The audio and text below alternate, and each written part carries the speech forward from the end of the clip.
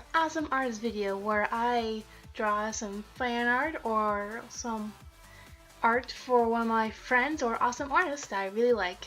So this awesome artist is Kenwave or Musafers on Twitter and various social medias. Now Ken has been a very dear friend to me. He's like totally cool and stuff, and I feel such a weeb around him. And recently he announced that, oh, I just moved into his new apartment because of college stuff. I'm like, oh, it's so awesome. I want to draw you some art to hang on your new barren wall that you just moved in. So I thought to decide to, since he likes Overwatch so much, I decided to draw Reaper and Soldier 76. Yeah. For him, because those are both his favorite characters. I can see why. They're really cool in design. They both wear masks. They're kind of like the, I think in the Overwatch fan world, they're like the daddies or the old men, like leaders of the groups. I'm sorry, I have not a solitary clue about Overwatch. I know very, very little of it. But my brother got the game, so I might be playing it a bit, but overall I don't know very much about Overwatch. And so not knowing much about Overwatch, it was really difficult to draw them both.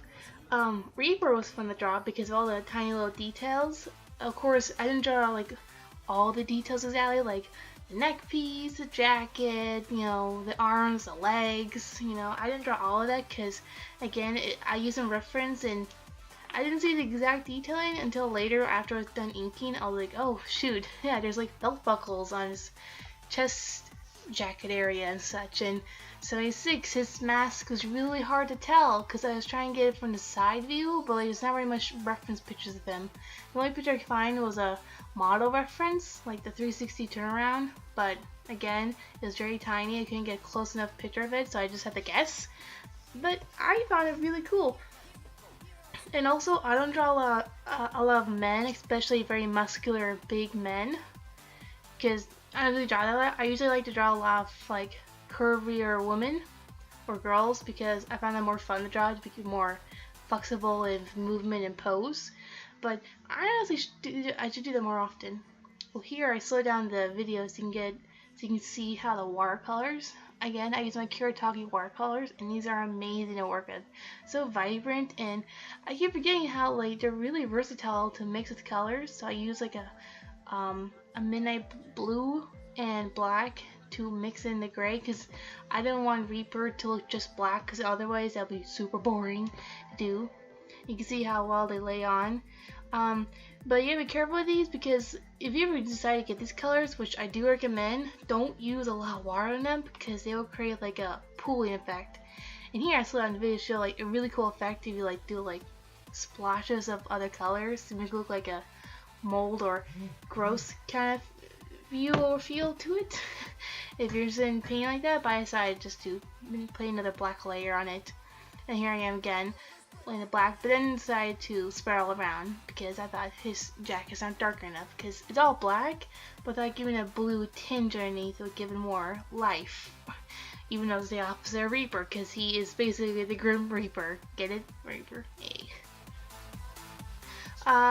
But overall, oh yeah, I totally forgot. I only mentioned a little bit, but Kenwave, oh my gosh, his artwork is so cool. I just like love his style. It's like cartoonish, but he draws a lot of guys, like Big Boss from Metal Gear Solid, and of course Overwatch fan art, and he draws really good guys. I wish I could like draw guys just like him because he draws it so well and so with much expression, and they're really funny and they're really like. He does like little comics here and there, like funny instances. I'm sorry, I can't speak at all. It's been a while.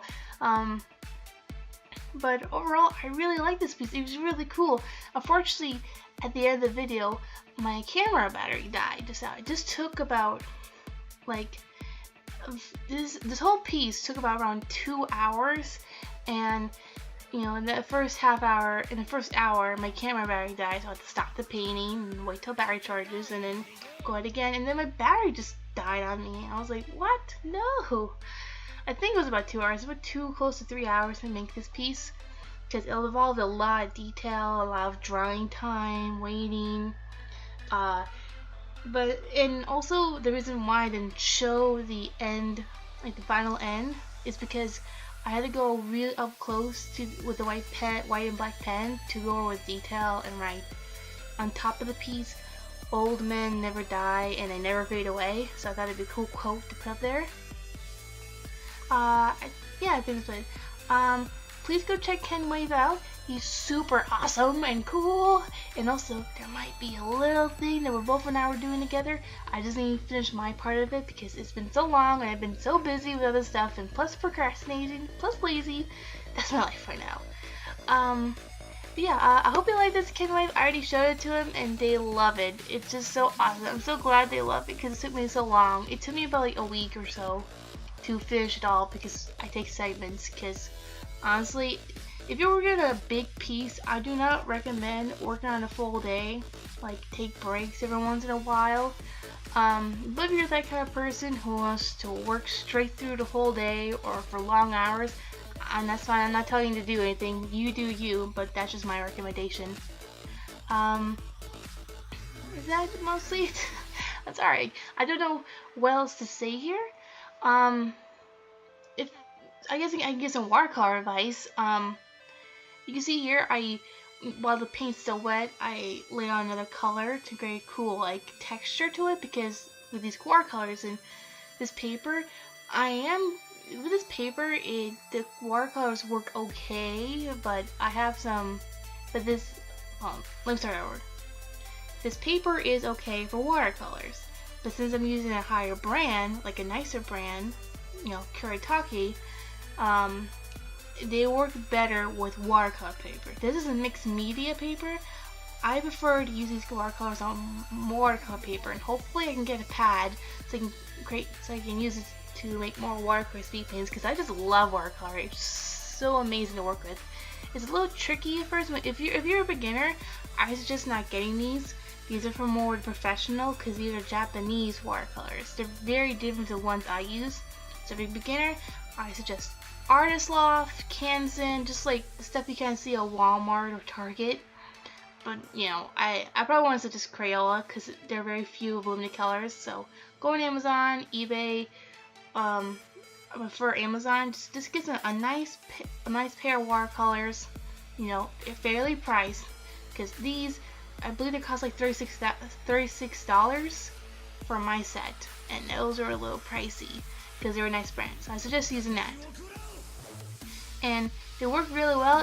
You have to be like, you need to guess how much water you need to use.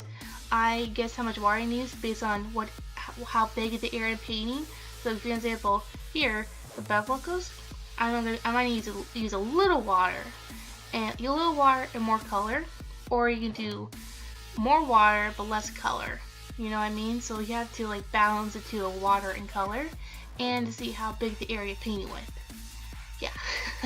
I think that's it now. Thank you guys so much for watching, and I'll see you in the next video or awesome artist. And please go follow Kenwave. I'll put all those links down below so you can check their work out. It's so amazing. Yeah, I think that's it. Bye.